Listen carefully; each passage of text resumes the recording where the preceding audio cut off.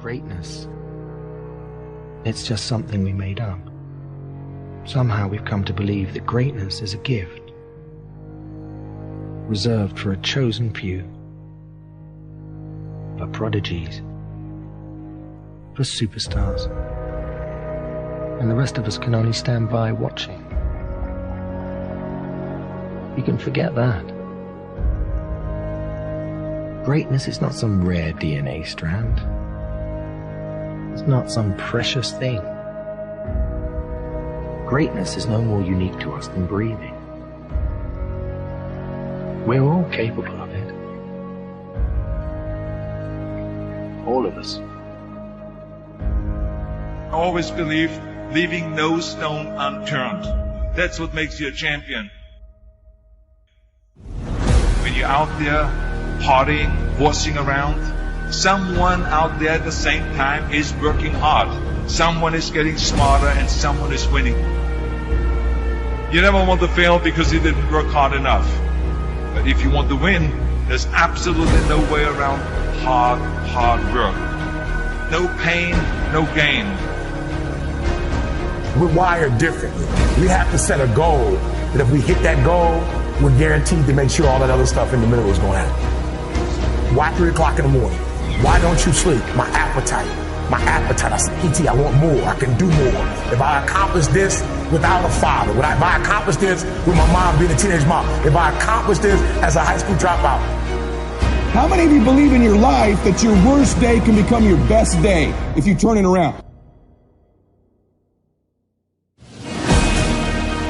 If I can accomplish these things from this start, now that I'm at this place, knowing what I know now, what can I accomplish? And I want you to think about that. I want you to think about more than just what you're going to do financially, more than what you're going to do in this industry in the next 3 years, right? More than that. What's your appetite? What are you going to do that will ensure that when the alarm clock goes off, that you're already up 10, 20 minutes before your alarm clock goes off? Why? You gotta grind. You gotta go through setbacks and disappointments. You gotta go through it. I'm talking about grit. I'm talking about endurance. Just having more stamina than they got. In order to get to the next level, you gotta sacrifice. You gotta take risks. You gotta be willing to do by faith whatever you're asked to do. Listen to me, there are no shortcuts to success. There are no discounts to success. It's always sweat. It's always blood. It's always tears. You always have to give all to be the best.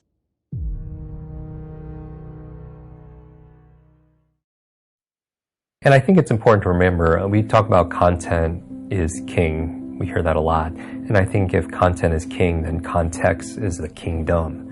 And even when you forget someone's name, which, you know, I know we've talked about in the past, and how important a skill it is to show someone you care by remembering them. One of the questions you ask yourself is, where do I know this person from? Because with the where creates the context, and then often the memory is there also as well.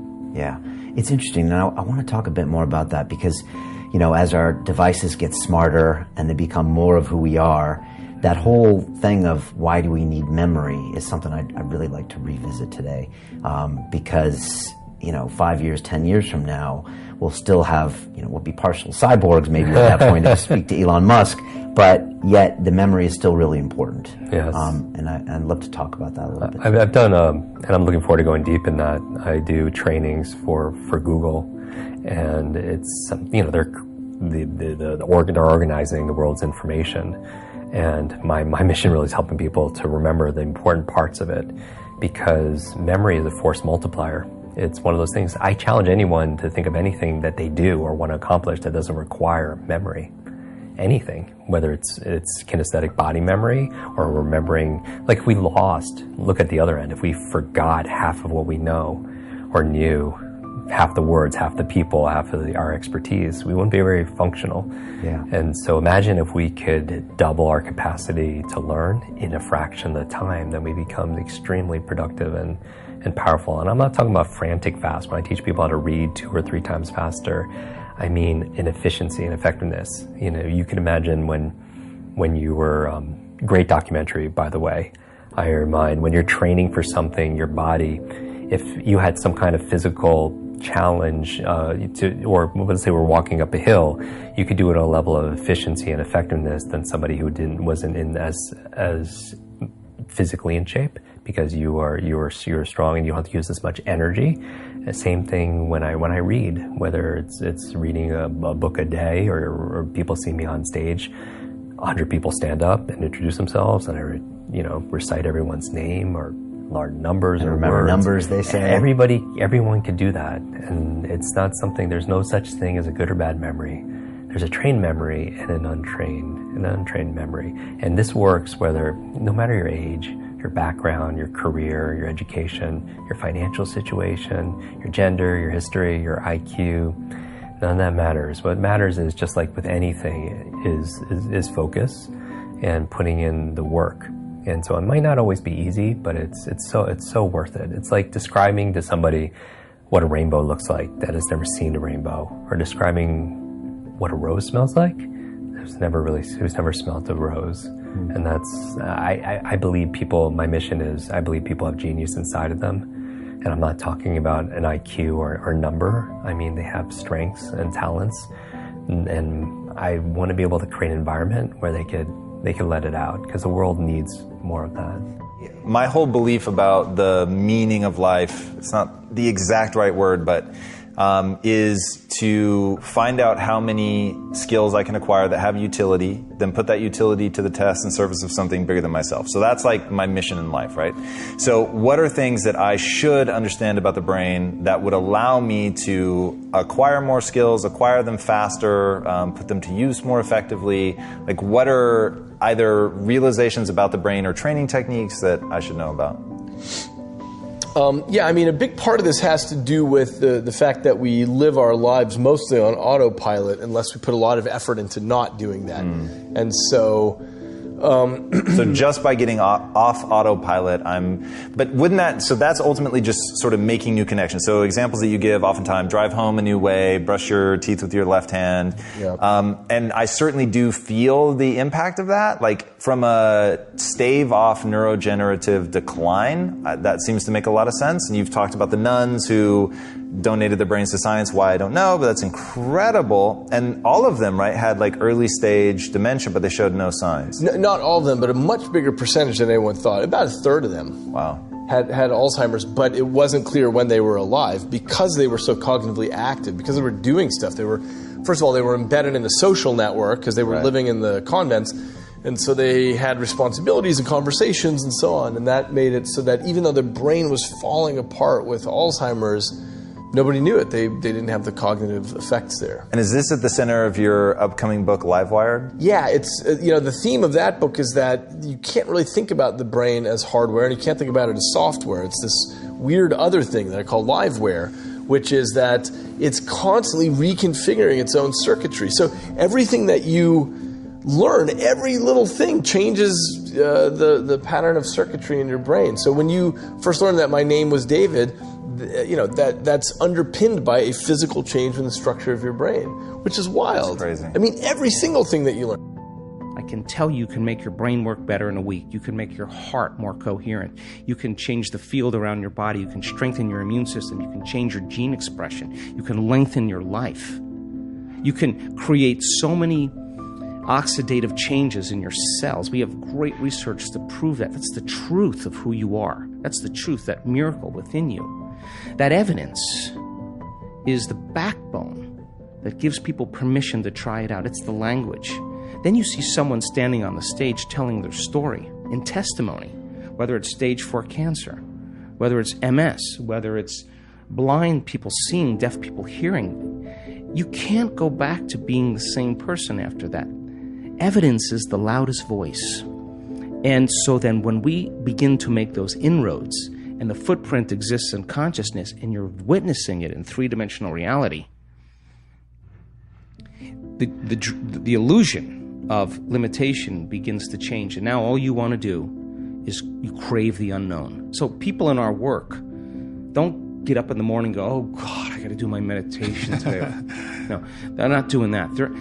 Their body is waking them up, saying, get out of bed, because they don't want the magic to end. And when you start seeing the gap between cause and effect, thought and experience, closing down. You're moving closer to the divine. And when that happens, all the things you thought you want, you no longer want, because the overcoming process leading to who you become, nobody can take that away from you. So we practice it in our seated meditations. We practice it standing and walking. You better walk as it, and you better be able to embody it and practice doing it with your eyes open. So when you return back to your life, when you walk from your house to your car, you're walking in the energy of your future. And if you keep doing that, it's going to become a habit. And people are going to start looking at you going, something's different about you. You know why? Because you're no longer showing up equal to their memory of you. Something's different about you. You're unpredictable. It's not what you're saying any longer. It's who you are. And so that person then is off their timeline. They're not headed to that same future. And all I want to do in a week-long event is bump everybody off that timeline into a new future. Some people, huge degrees. Stage 4 cancers, tumors disappearing. You listen to that story of the person on the stage. Your next meditation, you are not going to go half in. You're going to go all in. And that's all I want, is I want people to go all in. I want to provide people with my greatest understanding of the truth, and then numerous opportunities to experience it, nothing more. And when the magic starts to happen, it's beyond, way bigger than me. It's beyond my control. All I want to do is provide the environment where they feel safe enough to begin to create. When there's no safety net, people perform better in sports and everything else if you don't have a plan B. So we have to pay more attention to the negative, because the negative can stop people who are trying to make a difficult life decision.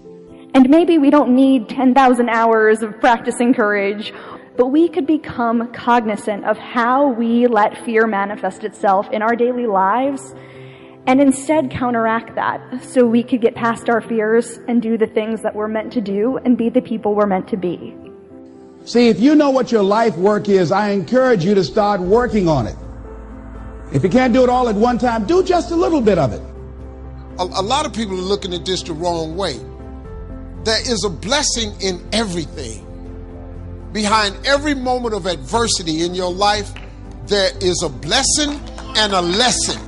You can be afraid of success. You can be afraid of failure. You can be afraid of looking ridiculous. You can be afraid of change, either positive or negative change. The only way to deal with fear that I found in my life is a couple ways. One of those ways is to turn it on itself. If you're not getting rid of fear, then use fear. Use fear or it uses you. It's that simple. And there was something that had been on my heart, and something that I had been thinking about, but had long let fear get in the way of. And in doing so, I realized that I had come into a whole new world. I had come up with my plan for how I was going to change the world. About the things that you do that you shouldn't do, that you know you shouldn't do beyond a shadow of a doubt, right? There's some things like that. That's bad habits and poor aim and all of the resentment and hatred and aggression and unresolved conflicts and all those things that are dementing you and warping you, and then think, okay, those things get the upper hand, man. They get the upper hand, and they take you the worst possible place you could go. You don't magnify the degree to which the pain ought to be affecting you. And so really what he means in that is, listen, you're going to get out of your life what you'll accept. And that's really difficult for people, I think, to understand is, look, what you think you're worth and what you're going to tolerate is absolutely what you're going to bring into your life and what the outward part of your life is going to look like. So I'm saying that as you begin to look at where you want to go, if you want to make it today, and things are changing so fast you have to literally run to stand still, I'm saying that you've got to make some conscious effort to begin to work to develop you. Where I was going to be doing a lot of things that scared me all the time, and it's something that over the past year and a half of my life I have been so grateful for, especially because I've been able to live my mantra. I've been designing and redesigning and redesigning and redesigning, right? And looking at the blueprint called me, and what works and what doesn't work, and embracing what works and embracing what didn't work.